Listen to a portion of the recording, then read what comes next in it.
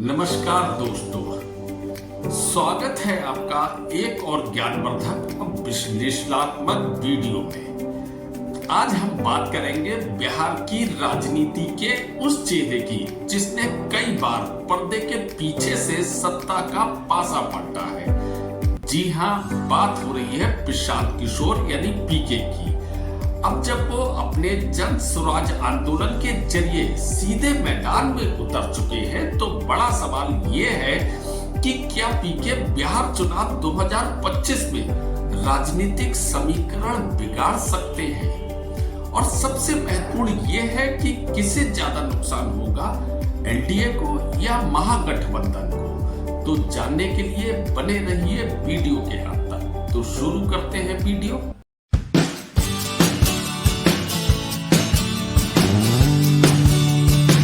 सबसे पहले हम प्रशांत किशोर का बैकग्राउंड देखते हैं, फिर समझते हैं बिहार की संपूर्ण राजनीति को। नंबर 1, प्रशांत किशोर पेशे से डेटा साइंटिस्ट और रणनीतिकार है। नंबर 2, 2014 में बीजेपी, 2015 में नीतीश और पंजाब में कांग्रेस की जीत में अहम भूमिका निभाई थी। नंबर 3, एक गैर परंपरागत राजनीति की बात करते हैं, यानी जनता की बात, ना कि जाति की बात। नंबर 4, और सन 2022 में जन स्वराज यात्रा शुरू की। लेकिन क्या उनकी जन स्वराज सिर्फ एक विचार है या आने वाले समय में सत्ता की एक गंभीर दावेदार भी है?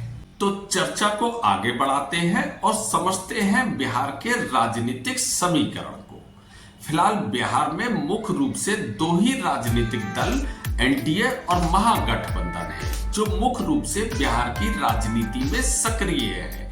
लेकिन इन दोनों दलों के बीच अब पीके की एंट्री हो गई है, जिसने बिहार की राजनीति में एक नया भूचाल ला दिया है। क्योंकि प्रशांत किशोर जनता के उन मुद्दों को उठा रहे हैं जो आम जनता के दिल के काफी करीब है, जैसे शिक्षा में सुधार, बेरोजगारी, भ्रष्टाचार, और इन सबसे भी बड़ा मुद्दा जो है वो है पलायन का मुद्दा, जिसका हल किसी भी राजनीतिक दल के पास नहीं है।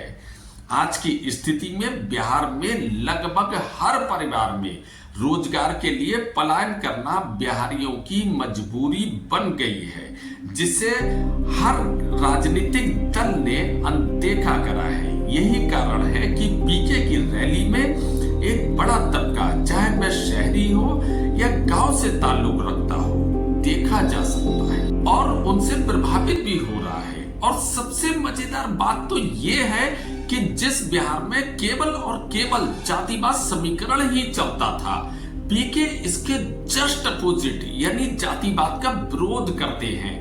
इसके बावजूद जन स्वराज की रैली में काफी सैलाब उमड़ रहा है और जनता को अपनी ओर आकर्षित भी कर रहा है, जिसने बिहार के चुनाव की हवा को ही मोड़ दिया है। आखिर ऐसा हो क्यों रहा है, इसे जानने के लिए हमें पहले बिहार की मुख्य दो पार्टियों को विस्तार से जानना पड़ेगा। तो पहले बात आरजेडी की करते हैं। आरजेडी का नाम आते ही लालू का जंगल राज की पिक्चर आंखों के सामने घूमने लगती है। बिहार की जनता ने करीब 15 सालों तक जंगल राज झेला है, जिसमें माफिया और गुंडों का राज चरम पर था। यहाँ तक कि शाम को अंधेरा होने के बाद एक आम आदमी सड़क पर निकल तक नहीं सकता था। गुंडागर्दी इस हद तक बढ़ चुकी थी कि गुंडों ने अपनी प्राइवेट सेना तक बना ली थी। लगभग हर जाति की एक प्राइवेट आर्मी बनकर तैयार हो चुकी थी। इसके अलावा व्यापारियों से खुल्लम खुल्ला रंगदारी वसूली जाती थी और प्रशासन केवल मूक दर्शक बना रहता था। आए दिन सड़कों पर गोलीबाजी की घटनाएं आम बात थी, जिसने आम जनता का जीना दुश्वार कर दिया था। और इसके अतिरिक्त लालू के एमवाई फैक्टर यानी मुस्लिम यादव समीकरण ने लालू की छवि को धूमिल कर दिया, क्योंकि एमवाई फैक्टर के कारण बिहार की दूसरी समस्त जातियों का खुल्लम खुल्ला शोषण हो रहा था। इसके अतिरिक्त लालू यादव ने अनेक घोटालों को भी अंजाम दिया, जैसे चारा घोटाला, लैंड फॉर सर्विस यानी लालू को जमीन दो और सरकारी नौकरी पाओ। इन सब कारणों से लालू यादव को जेल भी जाना पड़ा और बिहार की राजनीति में एक नए नारे की शुरुआत हुई, यानी जंगल राज। और इसके बाद जन्म होता है जेडीयू यानी नीतीश कुमार का, जिन्होंने जनता के मन में जंगल राज का डर दिखाकर सत्ता पर कब्जा कर लिया और काफी हद तक लॉ एंड ऑर्डर को मेंटेन भी किया, जिस कारण नीतीश को बिहार में एक नई पहचान मिली सुशासन बाबू के रूप में। लेकिन समय के साथ साथ नीतीश पर सत्ता की भूख हावी होने लगी और अब नीतीश का ध्यान जनता से हटकर कुर्सी पर केंद्रित हो गया। इसलिए नीतीश कुमार बार बार सत्ता की भूख में पाला बदलने लगे, कभी इस पार्टी से गठबंधन तो कभी उस पार्टी से गठबंधन।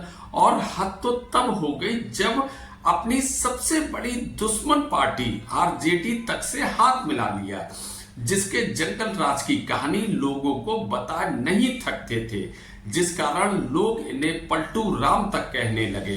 नीतीश पर सत्ता की भूख इस कदर हावी हुई कि जनता के आम मुद्दे जैसे बेरोजगारी, भ्रष्टाचार, पलायन का मुद्दा राजनीति की भेंट चढ़ गए और इन दोनों के बीच जनता एक नए विकल्प को तलाश रही थी, जो पीके फैक्टर के रूप में जनता के बीच एक नई पहचान बन सकता है। इसका एक मजबूत कारण भी है, क्योंकि फिलहाल प्रशांत किशोर की जनता की नजर में साफ सुथरी छवि है और पीके जनता के उन मुद्दों को उठा रही है जो जनता के दिल के काफी करीब है, जिस कारण बिहार में एक नई राजनीति का उदय हो सकता है। तो फिलहाल जानते हैं कि अगर पीके सत्ता पर काबिज नहीं भी हो पाई तो कौन सी पार्टी आरजेडी या जेडीयू को ज्यादा नुकसान पहुंचाएगी। तो जहां तक मैं बिहार की राजनीति की समझ रखता हूं तो पीके जेडीयू को भारी नुकसान पहुंचाएगी, क्योंकि आरजेडी का जो कोर वोटर है वह बीजेपी के डर के कारण विभाजित नहीं होगा, जैसे एम्पाई फैक्टर यानी मुसलमान और यादव समीकरण, क्योंकि मुसलमानों को इस बात का डर है कि अगर पीके की तरफ गए तो एक बार फिर जेडीयू बीजेपी गठबंधन सत्ता हासिल कर लेंगे और यादव भी आरजेडी का साथ नहीं छोड़ेंगे, क्योंकि उन्हें आरजेडी से उम्मीद है कि अगर आरजेडी फिर से सत्ता में आई तो उनके सरकारी नौकरी के रास्ते खुल जाएंगे। तो इस प्रकार ये समझा जा सकता है कि बीजेपी और जेडीयू को बिहार चुनाव में भारी नुकसान होने जा रहा है, क्योंकि पीके फैक्टर में जेडीयू का ही वोटर जन स्वराज की तरफ जाता हुआ दिखाई दे रहा है। भले ही पीके की सरकार बने या ना बने, पर जेडीयू और बीजेपी को सत्ता से दूर का रास्ता साफ दिखाई पड़ रहा है। और इसके अतिरिक्त प्रशांत किशोर को चुनाव लड़ने का अच्छा अनुभव तो है ही, भले ही वह पहली बार चुनाव लड़ रहे हो, लेकिन प्रशांत ने बहुत सारी पार्टियों को सत्ता जरूर दिलाई है। आप क्या सोचते हैं? कमेंट्स करके जरूर बताना, आपकी राय मायने रखती है। और अगर आपने मेरा चैनल अभी तक सब्सक्राइब नहीं किया है तो इसे अभी सब्सक्राइब करें, ताकि मैं आपके लिए इसी तरीके के इंफॉर्मेशन वीडियो लाता रहूं। और वीडियो को ज्यादा से ज्यादा शेयर करना भी ना भूलें। तो फिर मिलते हैं अगले शनिवार को एक नए टॉपिक के साथ। तब तक के लिए जय हिंद, जय बिहार।